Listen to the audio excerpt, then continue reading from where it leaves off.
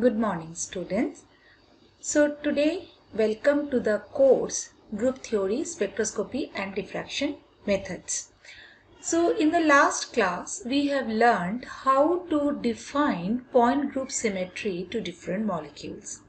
Today we are going to learn a new topic, that is the matrix representation of the symmetry elements.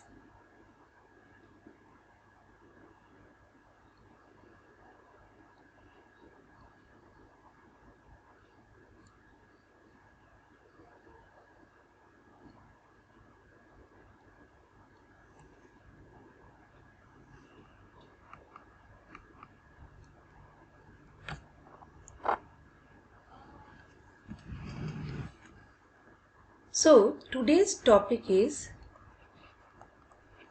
matrix representation of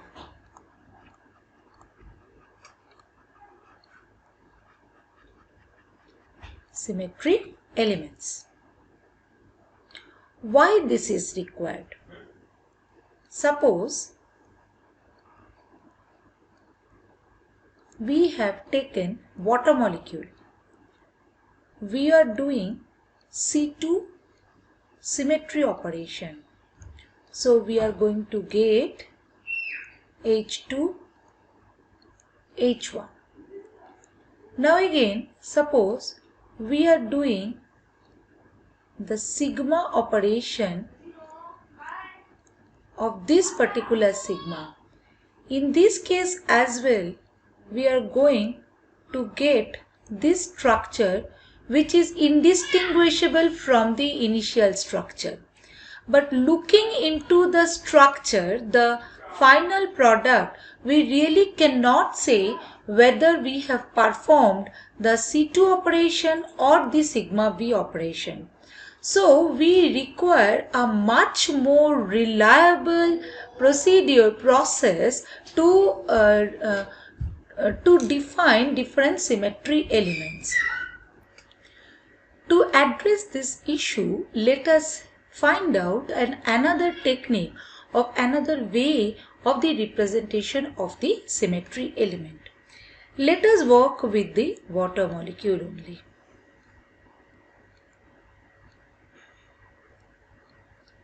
Suppose the water molecule is in the YZ plane. So, this is my YZ plane and x-axis is perpendicular to it.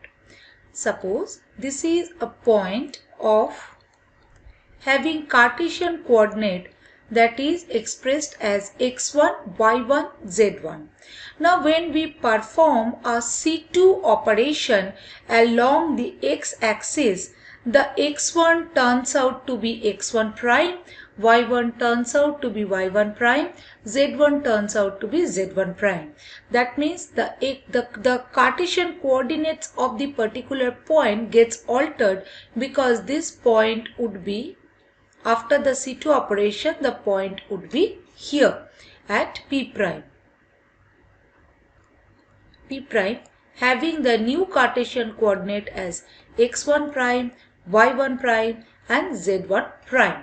Now what are the relation of the new Cartesian coordinates with the old Cartesian coordinate? My axis is along C2. C2 is along Z. So we can easily say that the Z1 coordinate is not going to be altered, but the y1 is going to be minus y1 and the x1 is going to be minus x1. So the relationship is x1 prime is going to be minus x1, y1 prime is going to be minus y1 and z1 prime is going to be z1. So we can express it as minus 1 into x plus 0 into y plus 0 into z, or x1, y1.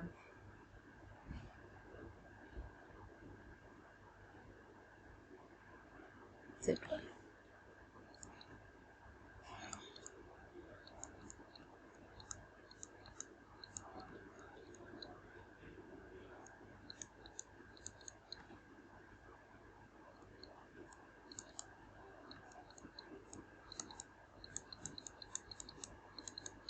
So this is the relationship with the new coordinates with the old coordinate.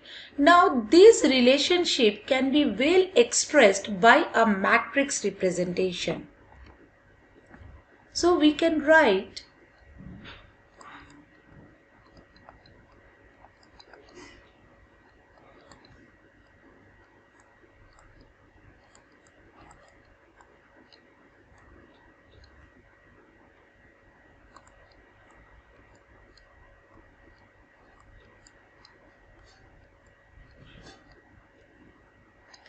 the matrix multiplication, this matrix into this matrix is going to give me the new Cartesian coordinates as x1 prime, y1 prime and z1 prime. So this matrix representation, so this matrix is the representation of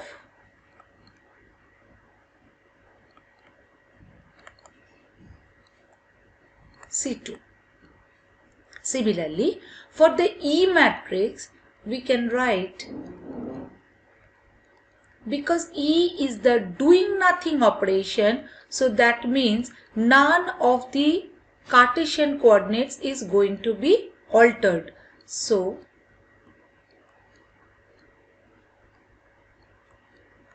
this is the matrix representation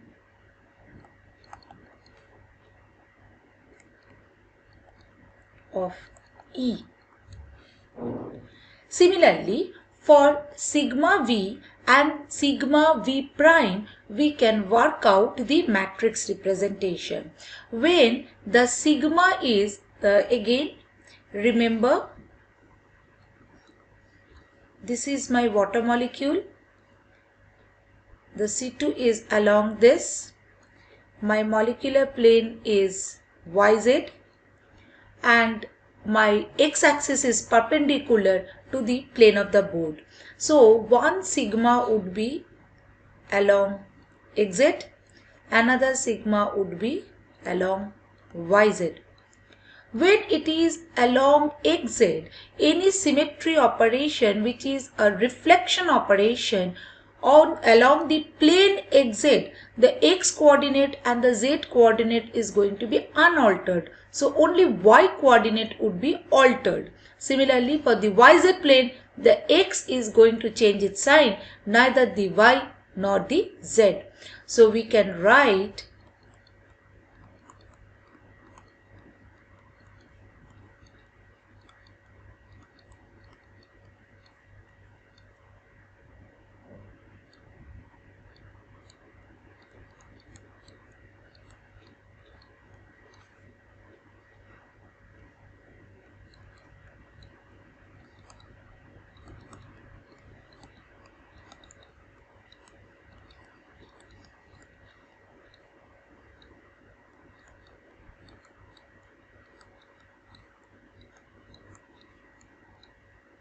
so these are the matrix representation of the C2, the E, the sigma xz and the sigma yz. Look here, none of the matrix is same. They are independent to each other and they are unique in nature.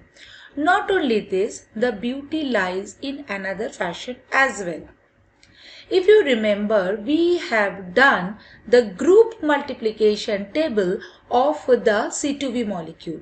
Water is a C2V molecule, so I am referring the group multiplication table of the C2V molecule.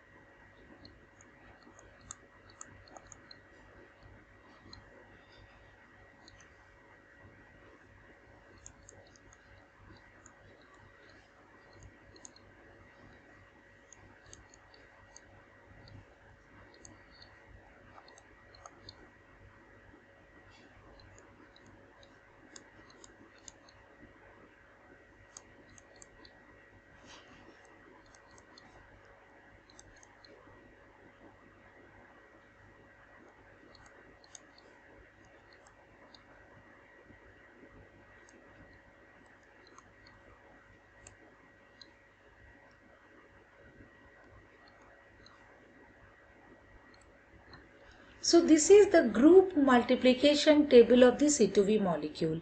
It means that the product of the C2 and sigma gives me the sigma V prime. Now let us consider the previous slide.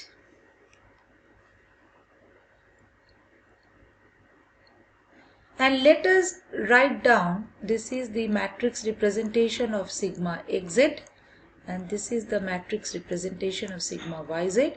So this is my sigma V prime, this is my sigma V.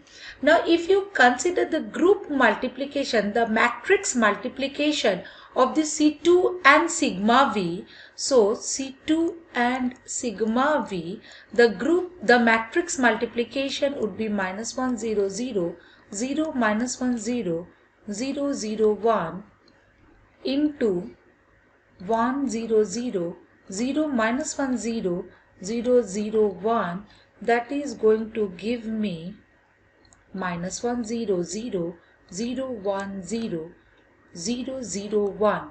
So this is the matrix representation of the sigma V prime.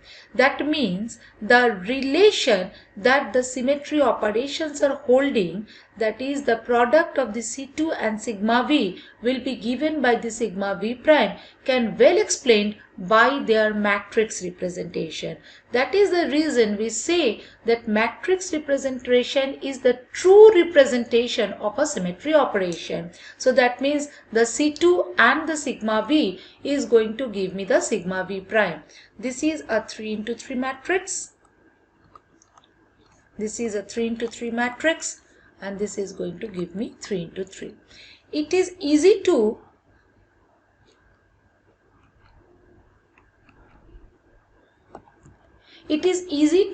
the way that I have shown that C2 and the sigma V gives me sigma V prime, all the other interrelationship of the symmetry operations like sigma V prime, sigma V giving you the C2, all can be checked and verified and they are well retained, well expressed by their matrix representation. So this is the beauty of the matrix representation, that any information of the symmetry operations can be well explained by their matrix representation. Now let us come to the character. If you look into the structure of the matrices of the C2V, you can see the matrix is something like where only the diagonal element exists and all the off diagonal elements are 0. Like C2Z, the matrix is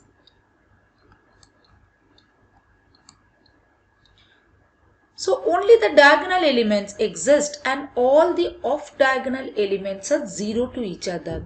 Character means the addition of the diagonal elements. Here chi equal to 3. The character of this representation of this matrix equal to 3.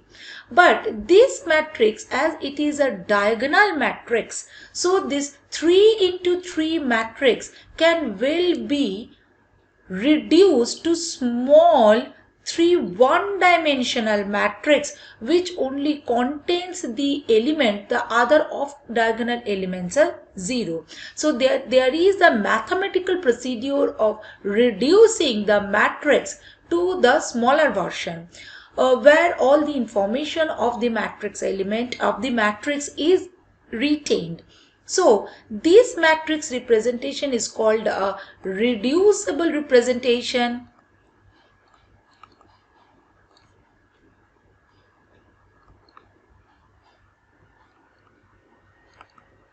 And all this small one-dimensional matrix, because the every individual smaller matrix, this is 1:1, this is 1:1, this is 1:1. So the 3 into 3 reducible matrix by mathematical procedure can be reduced, can be shortened to a 3 small one-dimensional matrix.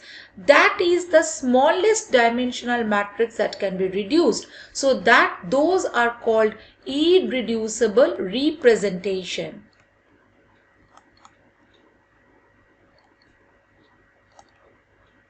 it is to be mentioned that not necessarily the matrices has to be reduced to 1 into 1 matrix. We will slowly see that not all the reducible representation can be reduced to one-dimensional matrix. It can be two-dimensional as well. So now once the reducible representation is there, then whatever is the element present over there, as it's a one diagonal one dimensional matrix, so whatever is the matrix element is the character of that reducible structure. If that is a two-dimensional or three-dimensional irreducible representation, then we have to add the diagonal elements to find out the character of the irreducible representation. Now again let us write down very quickly all the matrices of the symmetry operations of the C2V molecule very quickly.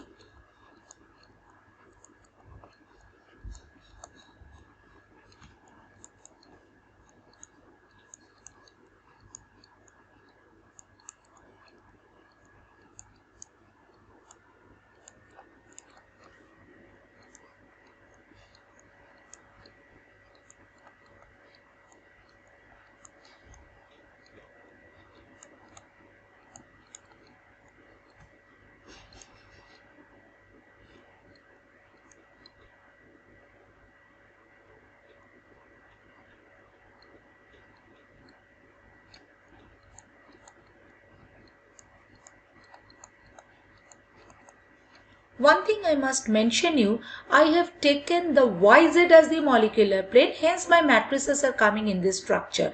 But definitely there is no as such rule that you have to always take the YZ as your molecular plane. You can take XY as your molecular plane, you can take YZ as your molecular plane, but then accordingly the structure of the matrices would be changed, like where I am getting -1 in the X. If your molecule is if your sigma V is your XY, then Z would be -1. But slowly we are coming to see that the choice of the Cartesian coordinate, the direction of the Cartesian coordinates are not going to alter the individual, the main entity of the character table. Now, as we know, the structure of all the matrices are the same, that only the diagonal elements are present, all the off-diagonal elements are 0, and all the reducible representation can be reduced to a smaller 1 into 1 dimensional matrix. Now, let us find out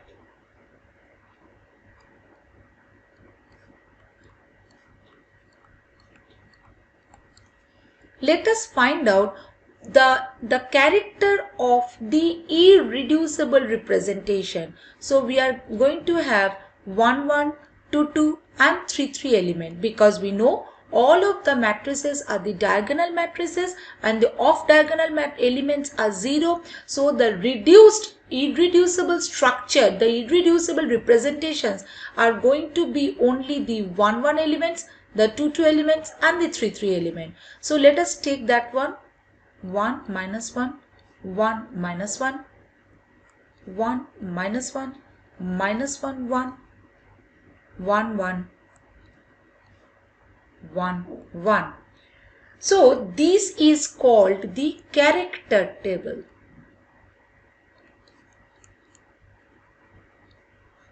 As this table is made from the character of the irreducible representation.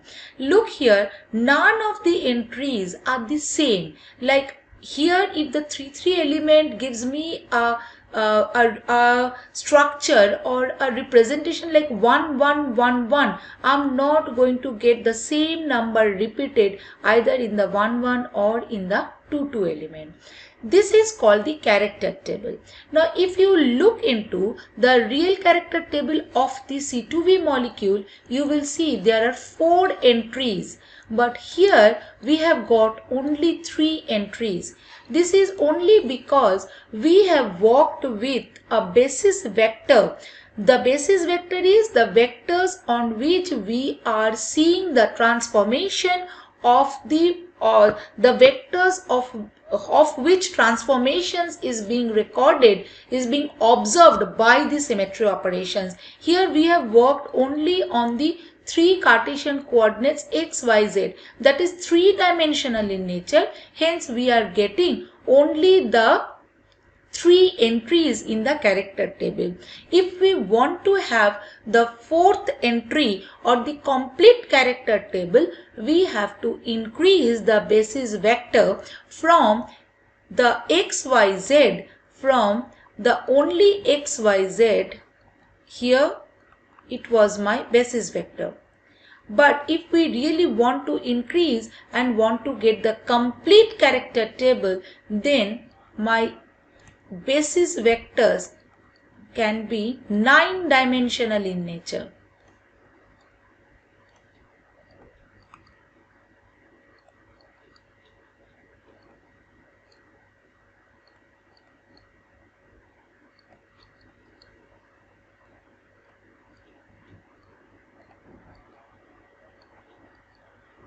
Nine-dimensional in nature. Once we expand our basis vectors, basis set, we will see that here not the 3 entries would be there, there would be 9 entries. But slowly we can actually see that just the transformation is not going to give me the diagonal elements. We have to make the matrices, the reducible representations, diagonal matrix, then only we can reduce it and can form the character table. So we are going to see in the next class that how the 9-dimensional matrix is going to give me the complete character table of the C2V. Not only that, what are the other information that we can extract out from the character table is also going to be discussed in the next class. Thank you.